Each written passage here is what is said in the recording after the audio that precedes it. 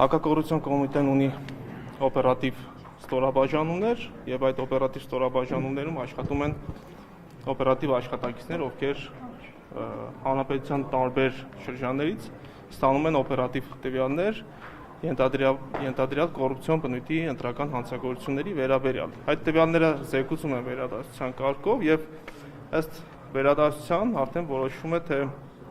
ինչ միջոցառումներ պետք է իրականացնեն, որպեսզի ստուգվեն օպերատիվ աշխատակցի կողմից ներկայացված տվյալները։ Բնականաբար օրենքը մեզ թույլ է տալիս, որ մենք իրականացնենք նաև գաղտնի միջոցառումներ, այդ թվում այնպիսի միջոցառումներ, ինչպիսիք են հեռախոսային խոսակցությունների գաղտնալսում, ներքին դիտում, արտաքին դիտում, եւ դրա համար, եթե թույլ տաք շարունակեմ, ձեր հարցի պատասխանը կստանաք։ Եվ դրա համար օրենսդրությամբ հստակ նախատեսված կարգավորումներ կան, թե որ դեպքերում է, որ օպերատիվ աշխատակիցը դիմում է դատարան, որպեսզի համապատասխան թույլտվություն ստանա։ Եվ մի շարք դեպքերում այդ թվում նաև հեռախոսային խոսակցությունների վերահսկման, ներքին դիտման, տեխնիկական միջոցների կիրառման, արտաքին դիտում միջոցառում իրականացնելու համար օպերատիվ մարմնի ղեկավարը համապատասխան միջնորդություն է ներկայացնում առաջին այցանի դատարան, դատարանը քննարկում է այդ միջնորդությունը եւ եթե որոշում է կայացնում, որ պետք է բավարարի միջնորդությունը, ապա բավարարելուց անմիջապես հետո սկսում են միջոցառումների իրականացումը։ Եվ ես ես հավաստիացնում եմ, որ մենք չունենք որևէ միջոցառում, այդ թվում այդ հրապարակված ձայնագրությունները, որ լսում եք, մենք չունենք որևէ դեպք, որտեղ առանց դատարանի թույլտվության հակակոռուպցիոն կոմիտեն կամ որևէ այլ իրավապահ մարմին իրականացրել է գաղտնալսում։ Սա ամբողջական process է, որպեսզի պատկերացում կազմենք։ Եվ կներեք այն ուժերին, որոնց վերագրվում այ ձայնագրությունները, նրանց առաջնորդները որևէ կարգավիճակ ունեն, որևէ կերպ իրենց հարցաքննության կանչելու կամ ընդհանրապես իրենք ներգրավված են այդ գործերում, թե ոչ։ Մակուժը Հայաստանի հետ կապված կներեք բազմաթիվ ձայնագրություններ հրապարակվել, Նարեկ Կարապետյանը կամ Սամվել Կարապետյանը հրավիրվել են, թե ոչ։ Տեսեք, դա ըստ էության առանձին քերական վարույթներով պատասխանելու հարց է, մենք պետք է ուսումնասիրենք տվյալ քերական վարույթը եւ տեսնենք, թե ինչ ապացույցներ ունենք այդ վարույթով։ Եթե մենք ունենք ապացույցներ որևէ X քաղաքական ուժի ղեկավարության մասով, ապա բնականաբար այդ մասով կսկսվեն քերաիրավական գործընթացներ եւ կգնան քերական հետապնդումների եւ ես այս պահին չեմ կարող ձեր հարցադրման պատասխանել, քանի որ քերական վարույթների մեծ մասը գտնվում է նախաքննության փուլում եւ մենք գործ ունենք նախնական քննության գաղտնիության հրապարակման հետ եւ հետեւաբար եթե առաջիկայում process-ներ սկսեն, բնականաբար մինչ այս պահը մենք աշխատել ենք թափանցիկ, բարբերաբար մամլո հաղորդագրությունների հաշվետվություն ենք ներկայացրել հանրությանը մեր Facebook-յան կայքի միջոցով եւ առաջիկայում եւս եթե ունենանք նոր զարգացումներ, հանրությունը բարբերաբար դրա մասին կիրազեկվի։ Պարոն Ապետյան, բայց հակակոռուպցիոն կոմիտեի մոտ հարց չի առաջանում երբեմն նաեւ Հայաստանի քաղաքացիներին հայհոյանքներով ուղեկցվող խոսացողները ում փողերն են բաժանում, դրա հետքերով գնում եք, թե ոչ։ Բնականաբար ցանկացած քերական վարույթով քննության առարկա է դառնալու նաեւ այն հարցը, թե այդ ֆինանսավորումը որտեղից է ստացվել եւ այդ ուղղությամբ մենք ունենք մի շարք գործողություններ, որոնք կատարել ենք եւ շարունակում ենք կատարել եւ հուսամ մենք այս մասով եւս կունենանք նոր բացահայտումներ եւ նոր տվյալներ, որոնք կհանրայնացվեն։ Պարոն Նահապետյան, ընտրական process-ի ընթացքում բազմաթիվ ահազանգեր հնչեցրին ընդդիմադիր քաղաքական ուժերի ներկայացուցիչները, օրինակ Արման Թաթոյաններ ձայնագրություններ հրապարակում, որտեղ քաղաքացիներին հանրահավաքի եւ այլնի մասնակցության կոչեր էր արվում եւ այլն, եւ ինքը պնդում էր, որ այնտեղ հարկադրանքի տարեր կան։ Արդյոք ուսումնասիրվել են այս ահազանգերը, եթե ուսումնասիրվել են, ինչ եք պարզել։ Ես ձեզ խնդրում եմ, որ նկատի ունենաք հակակոռուպցիոն կոմիտեն զբաղվում է միայն կոռուպցիոն բնույթի ընտրական հանցագործությունների բացահայտմամբ եւ քննությամբ։ Ձեր նշած դեպքը ըստ էության չի համարվում կոռուպցիոն բնույթի ընտրական հանցագործություն։ Ես կարող եմ թվարկել, թե որոնք են այդ հանցագործությունները, որոնցով զբաղվում է հակակոռուպցիոն կոմիտեն, դա ընտրակաշարք տալ, ստանալ, ընտրակաշարքի միջնորդություն, բարեգործության արգելքի խախտման դեպքեր եւ վարչական ռեսուրսի հետ կապված կիրառման հետ կապված պատասխանատվության միջոցները նախատեսված են վարչական իրավախախտումների մասին օրենսգրքում եւ որոշակի քրեաիրավական արձագանքի հետ կապված դա արդեն քննչական կոմիտեի իրավասության տիրույթում ոչ Ժողովուրդ չեմ լսում խնդրում Կանոնի ռեժիմով այդ բացահայտումները ընտրակաշառքների վերաբերյալ Հայաստանի ուժեղ Հայաստանի ներկայացուցիչները չեն ընդունում իսկ եղել է դեպք օրինակ դիմեն որպեսզի իրենք իրենց էքսպերտիզան անցկացնեն եւ օրինակ ճիշտ չլինի այդպիսի դեպք եղել է Ես ընդհանրական ձեր հարցին պատասխանելով ասեմ որ ունենք շուրջ 115 քրեական վարույթ նախորդ օրվա դրությամբ եմ ասում, քանի որ ամեն օր այդ վարույթները ավելանում են։ Մենք ունենք 115 քրեական վարույթ, այդ 115 քրեական վարույթով հարցաքննվել են հարյուրավոր անձինք եւ որևէ անձ չունենք, ով հարցաքննության ընթացքում հերկած լինի եւ տվյալներ տրամադրած լինի, որ ձայնագրությունը կեղծված է, այդ խոսակցության հեղինակը ես չեմ կամ պահանջի, որ նշանակվի փորձաքննություն։ Նման որևէ տվյալ, որևէ վարույթով մենք չունենք։ Մոնտաժված է, իրենց խոսքը, այդպեսի բան չեն ասել, ընդունել են, բայց ասել են, հա, մոնտաժված է իրենց խոսքը։ Մոնտաժված ասելով ի՞նչ նկատի ունեք։ Նկատի ունեք, մի բան վերցրել եք, կպցրել եք մի բառը, մոնտաժ։ Ես ասել է պարտքով փոխտուր միտեղ ասել է ընտրություններ բերե հավաքել եք դա է մոնտաժված։ Ես ձեզ հավաստիացնում եմ, որ ձայնագրություն չկա, որևէ հրապարակված ձայնագրության որևէ կտոր չկա, որը կոնտեքստից կտրված լինի, այսինքն հրապարակվել են ձայնագրությունների այն հատվածները ամբողջական, որը վերաբերելի է եղել որևէ քաղաքական ուժի, այսինքն տվյալները պարունակում, որ ինքը պատկանում է այս կամ այն քաղաքական ուժին եւ խոսակցությունը վերաբերվել է կոնկրետ ընտրակաշառքին։ Այսինքն մենք այդ ամեն ինչը ներողություն եմ խնդրում, մենք այդ ամեն ինչը վաղը մյուսօր բնականաբար ներկայացելու ենք նաև դատարան։ Մենք ունենք ավարտված քրեական վարույթներ, 14 քրեական վարույթ 54 անձի վերաբերյալ արդեն իսկ ավարտվել եւ մեղադրական եզրակացությամբ հանձնվել է դատարան։ Եվ վաղը մյուսօր դուք մեր հանրությունը գնալու են դատարանում եւ անձամբ ցանոթանան այդ ձայնագրությունների բովանդակությունը։ Հասկացանք, ինչ ժամանակամիջոցում է այդ ձայնագրությունները հայտնել ձեր ձեռքին եւ ինչու է միայն վերջին նախընտրական քարոզարշավի շրջանում դրանք արդյոք միայն այդ ժամանակաշրջանում եք դուք վաստ։ Շատ լավ, տեսեք։ Ժամանակ տեմպ ստացավ այդ։ Շատ լավ, պատասխանեմ ձեր հարցին։ Մենք իմ հրամանով ստեղծել ենք օպերատիվ շտաբ եւ օպերատիվ շտաբի մասին Հակակոռուպցիոն կոմիտեի պաշտոնական էջում նաև նշված է, թե երբ է ստեղծվել, եթե չեմ սխալվում, դեռևս փետրվար ամսին, բայց օպերատիվ աշխատանքը իրենից ենթադրում է բազմատեսակ միջոցառումների, նաև տևական ժամանակ կատարվող միջոցառումների արդյունք, այս ձայնագրությունները, որոնք դուք հիմա լսում եք, դրանք կատարվել են մի դեպքում 1 ամիս առաջ, մյուս դեպքում 1 օր առաջ կամ մի քանի ամիս առաջ եւ դրանք ըստ էության որևէ էական նշանակություն չունեն, քանի որ նախաքննական մարմինը երբ է դրանք հրապարակում, երբ որ արդեն իրականացնում է բացահայտ գործողություններ, այսինքն եթե մինչ այս պահը Հակակոռուպցիոն կոմիտեն կամ այլ իրավապահ մարմին գործել է գաղտնի, որևէ արտահոսքը բացառելու համար, որ որևէ անձ որևէ տեղեկություն չունենա, այն պահից սկսած, երբ արդեն իրականացում են բացահայտ գործողություններ, այսինքն իրականացում են խուզարկություն, իրականացում են հարցաքննություններ, դրանք արդեն հայտնի են այն շրջանակին, ովքեր ներգրավված են այդ վարույթի մեջ։ Այդ փուլից սկսած նոր հրապարակում է իրականացվում ու մանրամասն ձայնագրությունները ներկայացնում։ Աշխորհ ուժի նկատմամբ գաղտնալսումներ իրականացվել է թե ոչ, որովհետև տևական ժամանակ է խոսում է, որ վարչական ռեսուրս է կիրառվում, ուղղորդումներ են իրականացվում, որպեսզի նրանք դպրոցի տնօրեններ, ուսուցիչներ գնան հավաքների մասնակցեն եւ տարբեր կասկածանքներ կա նաեւ իշխող թիմի նկատմամբ։ Արդյոք այդ գաղտնալսումները նավիրես նկատմամբ իրականացվում։ Գիտեք ինչ էր կբացատրի։ Հարգելի լրագրող, ես ձեր հարցին արդեն մեր նախորդ հարցադրման շրջանակներում պատասխանեցի, որ վարչական ռեսուրսի հետ կապված գործառույթների իրականացումը չի մտնում Հակակոռուպցիոն կոմիտեի լիազորությունների մեջ։ Ձեր մյուս հարցադրմանն էլ եմ ըստ էության պատասխանել այն շրջանակում, որ մեր գաղտնալսման հիմքը դա օպերատիվ աշխատակիցների կողմից ստացված օպերատիվ տվյալներն են, որ այս կամ այն քաղաքացին կամ այս կամ այն ուժը բաժանում է ընտրակաշառք կամ ստանում է որևէ քաղաքացի ընտրակաշառք, այդ շրջանակներում է հիմքը սկսվում, որը հետագայում դառնում են արդեն գաղտնի միջոցառումներ։ Իսկ ներողություն եմ խնդրում, ունեք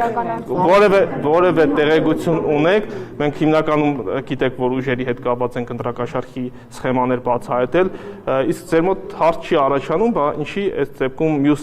15 ուժերի կամ չգիտեմ 16 ուժերի հետ կապված որևէ բացահայտում չունենք, որտեղ դուք ինքներդ չեք ստանում նաև այդ տվյալները։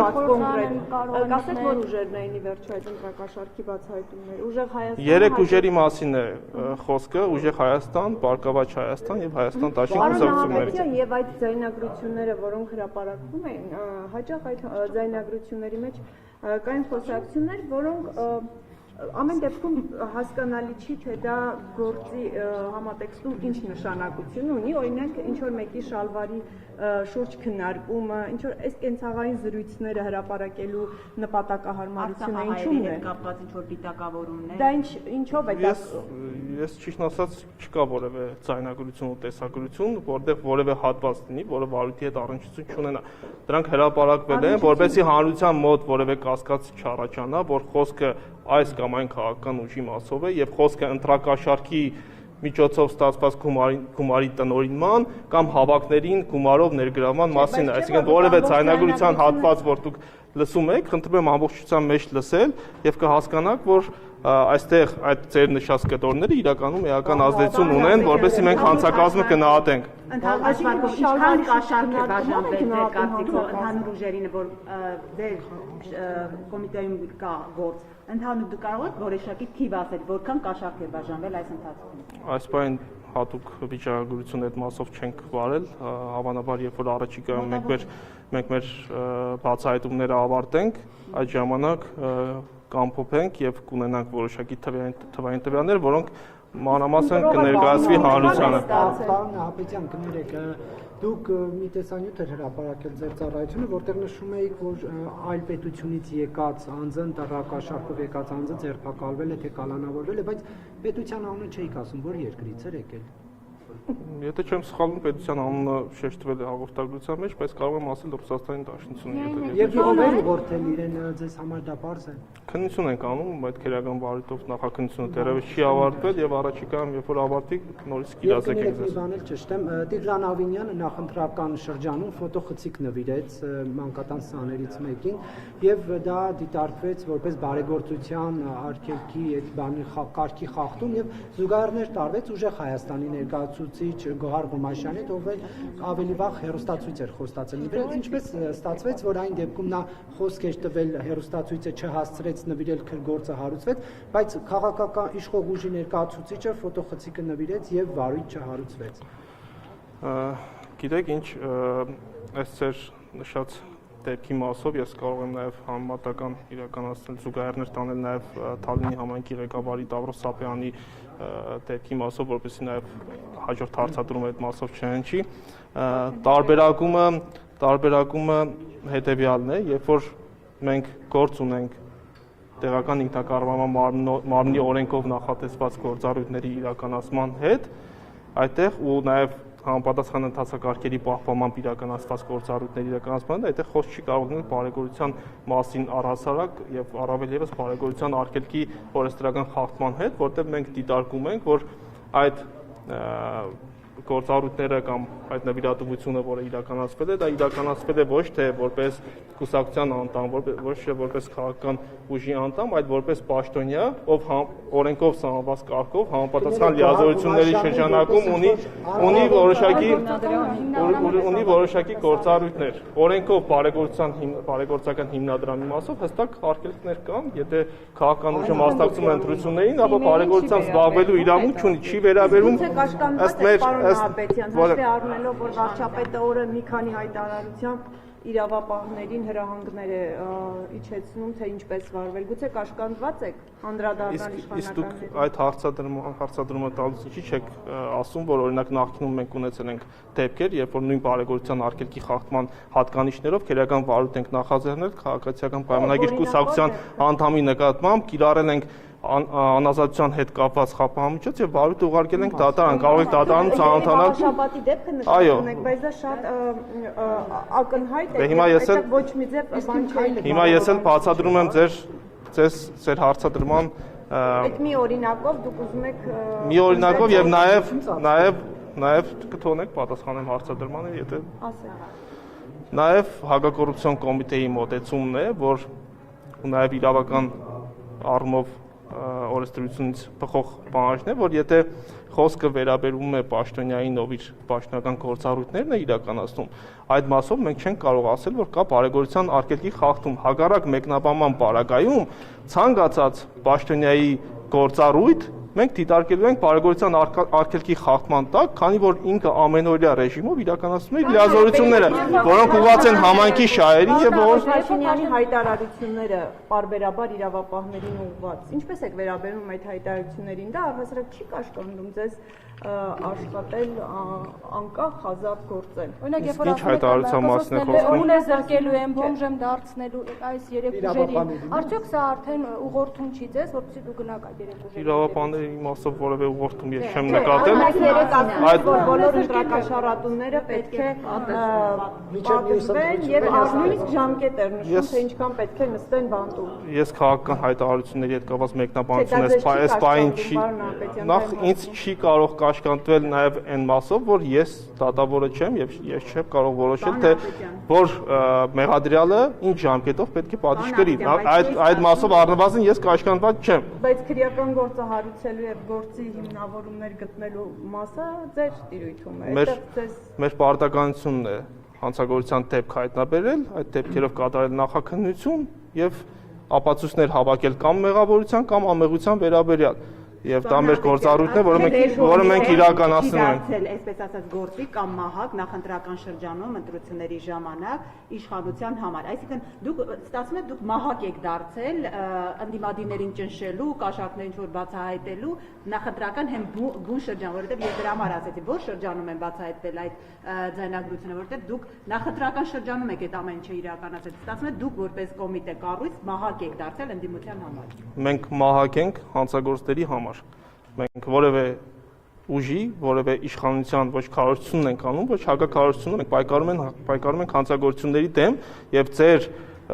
հարցադրումը ըստ էության տեղին չի, որտեղ մենք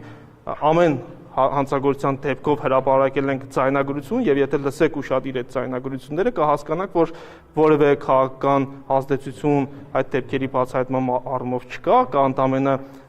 փաստական հիմնավորումներ, ձայնագրություններ, որոնք լսելու դեպքում որևէ անկողմնակալ դիտորդի մոտ որևէ այլ կասկած չի կարող առաջանալ։ Նախապետյան մի հաց տամ էլի 1986 մի հաց տամ էլի բյուջեով նախատեսված չէր ընդհանրապես 26 թվականին թոշակների բարձրացում եւ նախընտրական շրջանում Նիկոլ Փաշինյանը թոշակները բարձրացրեց։ Արդյոք դա ընտրակաշառքի դիտարկում, ընտրակաշառք դիտարկել որպեսզի այս հարցադրումը առհասարակ դուրս գա օրակարգից, ես կպատասխանեմ, որ ընտրակաշառքը, որպես այդպիսին, որպես քերաիրավական տերմին, դա այն է, երբ որ ընտրողին կոնկրետ գումար են տալիս պայմանով, որ ինքը գնա ընտրության ու քվեարկի այս կամ այն կուսակցության օգտին։ Հիմա եթե թոշակների համատարած բարձրացում է լինում, այդ դեպքում պայմանը որտեղ է, որ քաղաքացին պետք է գնա ընտրության ու քվեարկի այս կամ այն կուսակցության օգտին։ Այսինքն նման պայման, եթե դուք ունեք հիմնավորած կամ ունեք տվյալ, ներկայացրեք այդ տվյալը։ Ուժեղ Հայաստանի ձայնագրությունները, որ հրապարակում են, ամեն դեպքում այդ ցուցմունքներից կարող եք հիմա ասել, օրինակ իրենք ասում եմ, թե ամենաբարձր օղակը, որից այդ ընտրակաշառք բաժանելու process-ը կազմակերպվել է, ուր է միջև հասնում եւ այդ հրահանգները որտեղից են իջեցված եղել։ Օրինակ Սամվել Կարապետյանի, Նարեկ Կարապետյանի անունները հնչեցվել են որպես այդ ամբողջ process-ը համակարգողներ։ Այդ հարցին արդեն իսկ պատասխանեցի, մենք մեծ մասով քերական վարույթներով իրականացնում ենք քննություն, շատ դեպքերում նաև հրապարակել ենք կոնկրետ նաև տվյալներ, թե այդ ընտրակաշառքի սխեման ֆինանսավորման առումով մինչև ուր է բարձրացել եւ ում նկատմամբ ենք նաև միջնորդել, որպեսզի հետապնդումներ հարուցվեն կամ կենտրոնական ընտրական հանձնաժողով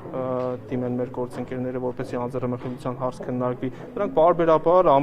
ամենօրյա ռեժիմով ոչ միայն ամենօրյա ռեժիմով դրանց մասին պարբերաբար հաղորդագրություններ եւ մամլո հրապարակումներ ըստ էության տեղում են։